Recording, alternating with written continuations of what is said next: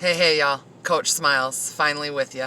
I apologize for the delay more than anything, and I just hope that you guys can understand that it's been a very, very heavy month of May for me this far. But I'm here.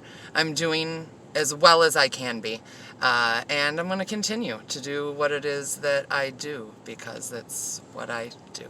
So I'm here today to give you a little bit of background on myself. I'm going to go ahead and start with kind of giving you some understanding as to where the coach title came from. I've been a mother since I was 15 years old.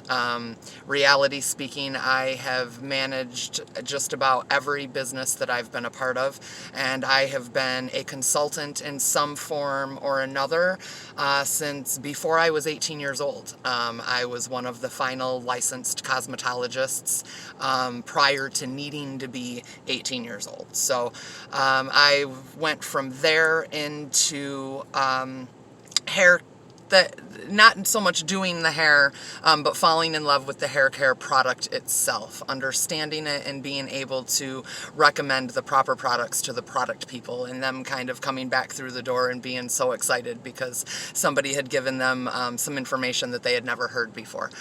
So it's in the sense where I started falling in love with product knowledge, and I switched from, in a sense, hair care over to I managed Sephora inside JCPenney's for a while. So hair care spun into high-end makeup, skincare, fragrances, things of that nature. And then all of a sudden, here we are, 2007, 2008, and I start hearing the terms together. Cannabis with medicine.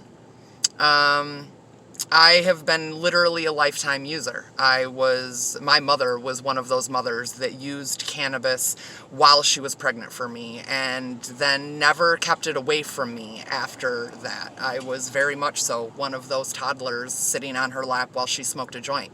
Of course, she was looked at sideways, and I can't thank her enough for those moves today. I became a mother when I was 15 years old. 3 months before I turned 16, I had my first daughter, who is now 26 years old. I went the opposite direction of my mom. I was a little bit more terrified of the legalities behind and things of that nature. And so I did what I could to kind of keep it away from my kids. I became the break time basement toker, the smokeless toker even. You know, I had my little bullet. I did everything I could to kind of cover it up.